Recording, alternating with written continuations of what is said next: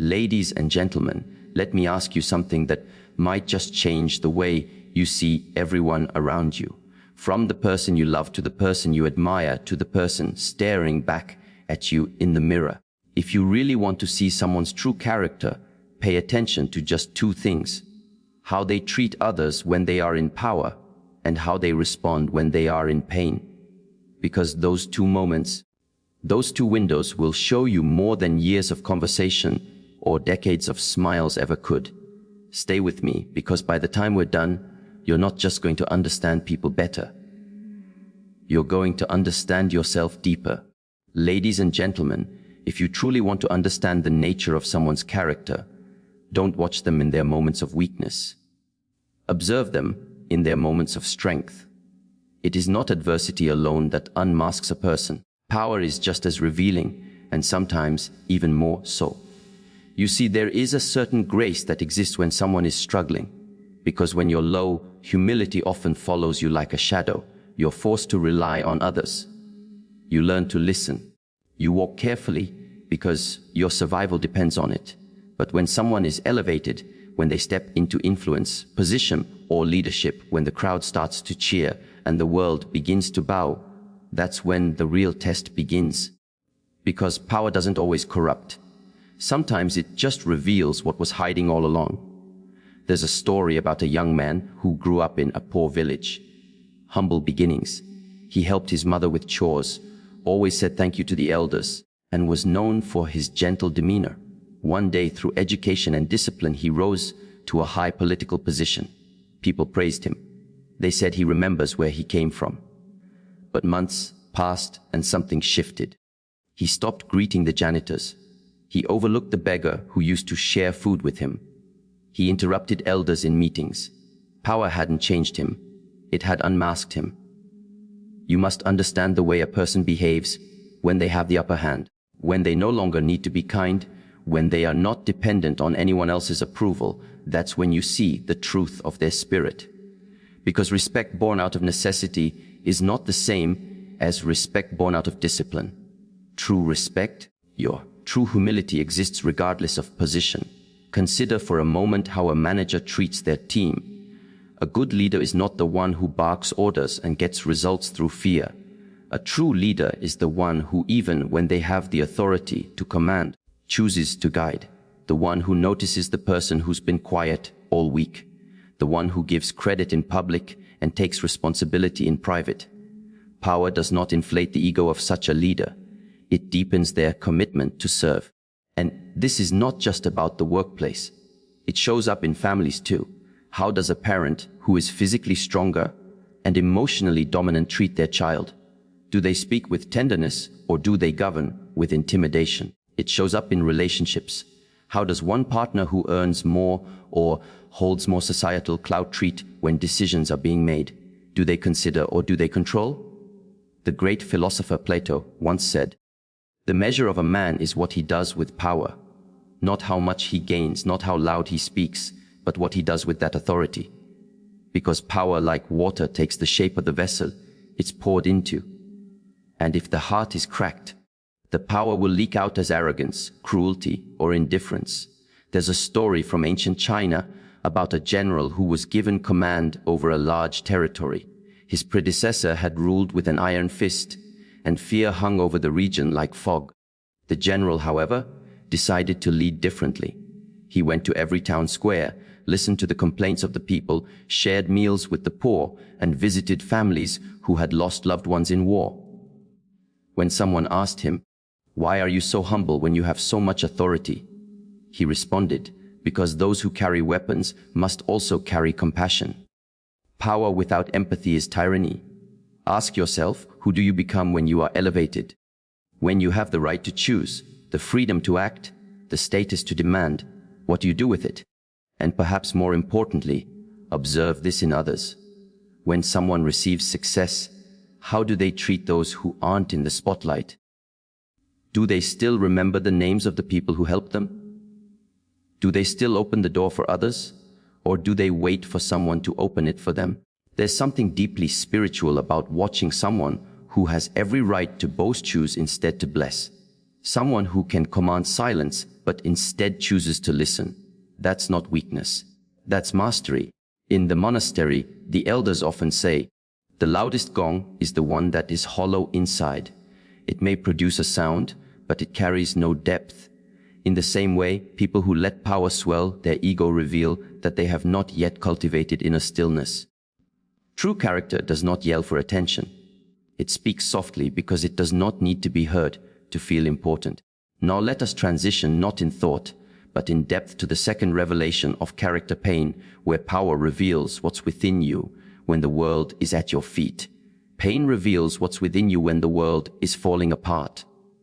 Pain is a sacred teacher. It doesn't knock politely. It breaks the door. It doesn't whisper. It hulls. And in those moments when you're hurting, disoriented, maybe even ashamed, you are forced to confront parts of yourself you might have buried. But here's the truth. What you do with that pain is what defines you. Some people, when they are in pain, become cruel. They lash out.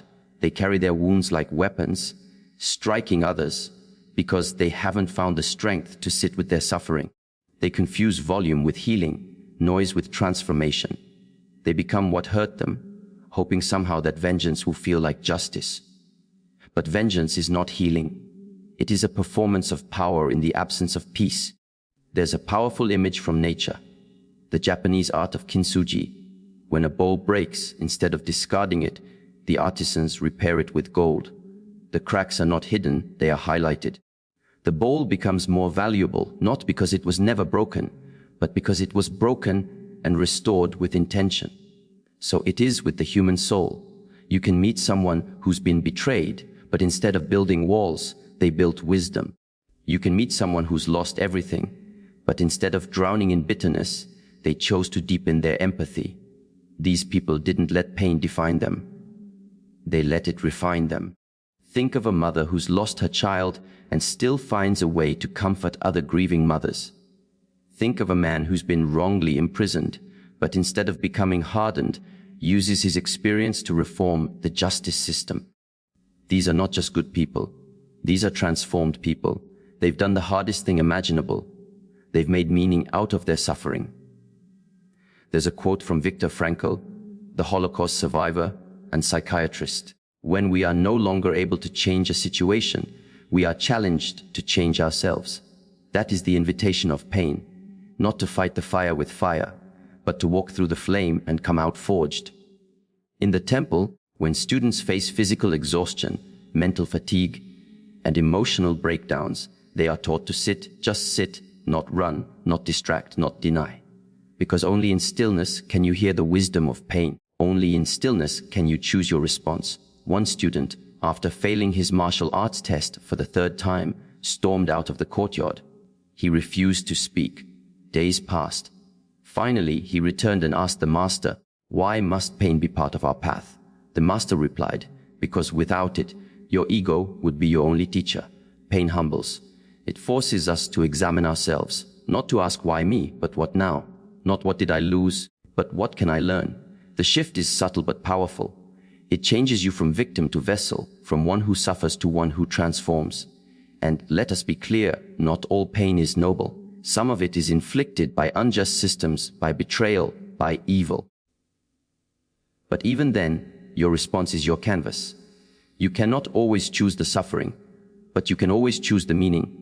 And when you meet someone who is going through pain, listen not just to what they say, but watch how they live. Do they isolate or reach out? Do they seek understanding or spread their suffering? You'll notice people who are aware of their pain tend to carry themselves with a quiet dignity. Not silence, but dignity, because they have faced the shadow within themselves and emerged with light. They don't need to prove their strength. They've lived through the fire. On the other hand, people who avoid their pain often try to control others. They raise their voices, not because they are powerful, but because they are afraid. They demand control not because they are strong, but because they feel powerless inside. This is why pain reveals character, not in the hurt itself, but in how the hurt is handled. And so, between these two, power and pain, we are given two mirrors. One to see how we hold others when we rise, and the other to see how we hold ourselves when we fall. If someone passes the test of power, but fails the test of pain, their character is incomplete. If someone survives pain, but abuses power, their transformation is corrupted. Both must be held, both must be watched. And you, dear listener, are being invited to look at both, not just in others, but in yourself.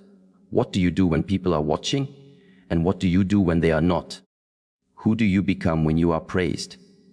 Who do you become when you are broken? Your answers to those questions reveal the soul behind your smile. There's something fascinating about the way people treat those they believe are beneath them. Not just how they interact with people who hold no influence, but how they regard the silent, the unseen, and the ones who cannot return the favor.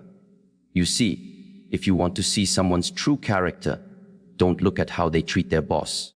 Watch how they treat the janitor. Don't just observe how they speak to those who can promote them.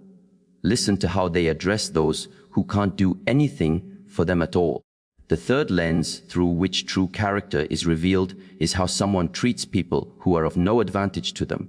This might seem like a simple test, but it cuts straight to the root of integrity. Because in a world so conditioned by transaction, what can you give me? What can I gain from you? How can you elevate me? Genuine kindness has become one of the rarest currencies. It is often only offered when it comes with return on investment. But character, real grounded, cultivated character, operates with a different motivation. It sees human dignity not as something earned by status, but something inherent in being. It knows that every person carries a story, every soul carries unseen battles, and that even the quietest presence deserves to be treated with decency. There's a story of a renowned CEO who was known for his innovation, his intelligence, and his leadership. But what truly set him apart wasn't found in boardrooms or meetings. It was in the way he greeted the security guard by name every morning. How he asked the cleaning staff about their families. How when one cafeteria worker was hospitalized, he showed up quietly and paid the bill. Not because it would ever make the news. Not because anyone would praise him. But because in his eyes, position didn't determine value. Presence did. Now contrast that with the executive who walks into a room and never looks up from their phone. Who ignores the waitress unless it's to complain. Who greets their colleagues with smiles but treats the Uber driver as invisible. This isn't just about manners. It's about the orientation of the heart. Because when respect is selective, it reveals that it's not respect at all. It's calculation. Children observe this more than we think. A child doesn't just watch what you say, they absorb how you live. When they see you speak one way to someone in power and another to someone in need, they learn that value is conditional. But when they see consistency in your kindness, they understand that character is not something you put on like a suit. It's who you are when no one is watching. There's an old proverb that says the true measure of a person is how they treat someone who can do nothing for them. Not because those moments are morally impressive, but because they are the most revealing. They show whether your integrity is rooted or rehearsed. In the monastery, students are often given menial tasks during their early years. Sweeping leaves, washing the temple floors, cleaning after others, not as punishment, but as purification. Because in those moments when no glory is attached to your effort, when no praise follows your labor, you're forced to meet yourself. Are you still diligent? Are you still respectful? Do you still act with presence? Or do you grumble and shrink when no applause is expected? One student new to the temple asked the master after several days of cleaning, "When will I be allowed to begin martial arts?" The master looked at him and said, "You already are. Every movement, every sweep, every breath, you are learning to move without pride." That is the first discipline, and it is so in life. True power is not in who you impress. It's in how you treat the ones who don't matter in the eyes of the world. The tired cashier, the elderly neighbor, the child too young to praise you. These are the quiet moments where your soul is exposed. There was a man who every morning walked his dog through a local park. Along the path, an elderly woman sat selling flowers. Not many people noticed her. She didn't speak much. Her stand was modest. But every day, without fail, the man would stop, buy a flower, and smile, not because he needed more roses, but because he understood something. Sometimes the smallest gestures carry the deepest weight. One day, the woman handed him a small note along with the flower. It simply read, "Your kindness is the only reason I keep coming here." And that's the truth most people forget. You never know what your smallest act of kindness can mean to someone else. You never know who is barely holding on. And if your heart only beats loudly for the powerful, it has not yet learned to love. This lens, how people treat those who can't repay them, is not just about identifying others' character. It's about cultivating our own. It's about training ourselves to live with open eyes and an open heart even in a closed-off world. But this naturally brings us to the fourth layer of revelation, the moment when someone is denied what they want. Because it's one thing to be kind when life flows your way. It's one thing to be generous when your resources are full. But how does someone behave when the answer is now? When they don't get their way, when boundaries are set and limits are enforced. This is the realm where entitlement is exposed. You see, character is not only revealed by how someone uses power, but by how they respond to power they cannot control. Rejection, delay, resistance. These are the chisels that shape the truth. There's a scene that plays out every day in airports. A flight is delayed, tension builds. You see some people curse at the airline staff, shout in frustration, demand compensation. Others, though visibly disappointed, take a breath, find a seat, and wait. Same circumstance, different reaction. What's the difference? Character. Because crisis doesn't create behavior, it magnifies it. Pressure makes the inner self visible. It pulls the mask off and shows what was beneath all along. There was a young woman applying for a competitive job. She had the qualifications, the charm, the connections. But when the position was given to someone else, she stormed out of the interview process, spoke harshly about the organization online, and tried to sabotage the reputation of the person who was selected. In her mind, she had been robbed, but in truth, her response revealed a mindset conditioned to believe that doors must open simply because she knocked. And that's a dangerous illusion to think that desire equals entitlement. Because no matter how talented you are, no matter how hard you've worked, there will be moments when life says not now or even not ever. And how you respond to those moments says more about your soul than any success ever will. Rejection is one of the most honest teachers we'll ever encounter. It shows us what we worship. Do we worship validation, control, winning, or do we honor the process itself? There's a story of a monk who trained for years to master a certain skill.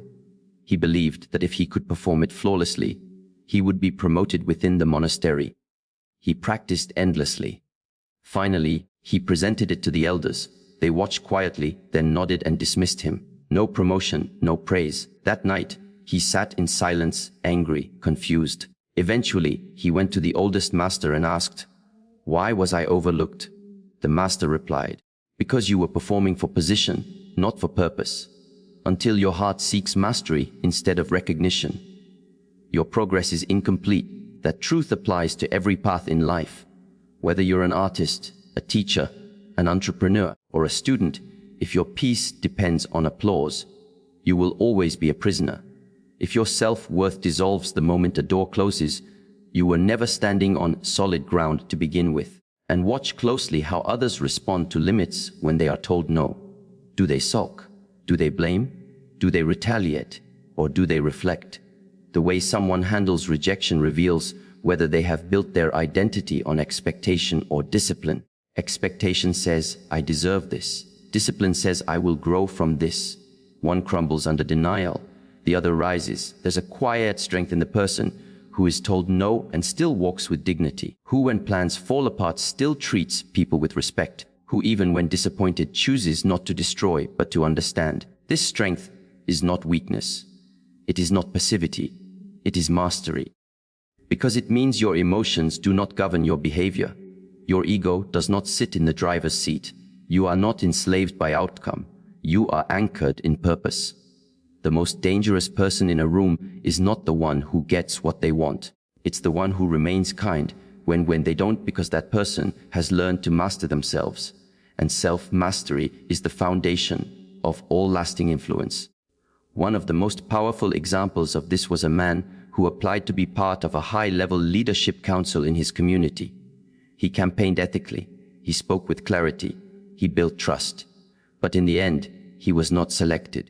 When people expected him to lash out or retreat, he did neither.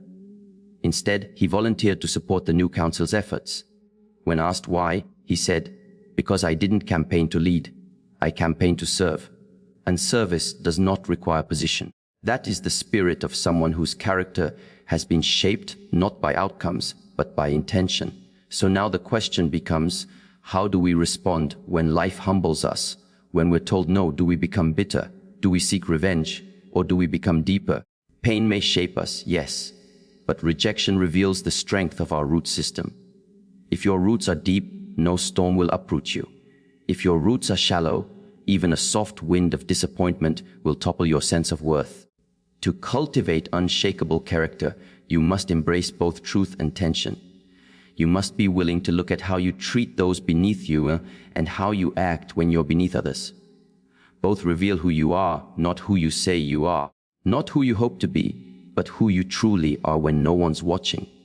The journey continues, and with every observation, we gather more than insights. We gather awareness, and awareness is the first breath of transformation. The way someone responds to adversity is often the truest mirror of their inner world. It's easy to look composed when the sun is shining, when the water is still, and the winds are calm. But character, genuine, deep-rooted character, reveals itself when the storm comes, when plans fall apart, when health declines, when relationships rupture, when expectations crumble. In those crucible moments, something either rises or withers inside us. Adversity is not just a challenge to overcome. It is a revealer of truth. Imagine a man standing at the edge of a cliff, watching the horizon. In the distance, a storm begins to gather. He feels the wind shift. The air grows heavy. And as the rain begins to fall, his instincts tell him to retreat. But instead, he plants his feet, not because he is trying to prove something, but because he knows that life was never meant to be lived only in sunshine. He knows that every great tree once survived a violent storm. Every river carved its way through resistance. And every soul of depth was formed in the fire of trial. We often admire those who appear composed under pressure. We say they're strong, resilient, or unshakable. But what we often don't see is the inner work that built that strength. That person didn't become grounded in the storm. They were grounded long before it ever arrived. There's a profound story from the martial arts world. A young disciple had been training for several years in peaceful conditions. His forms were flawless, his precision unmatched. But one winter, a sudden flood destroyed part of the temple grounds. The students were sent to help rebuild, cold, tired, and working in mud. The once graceful student grew irritable. His discipline cracked. He spoke sharply to the others, complained, resisted.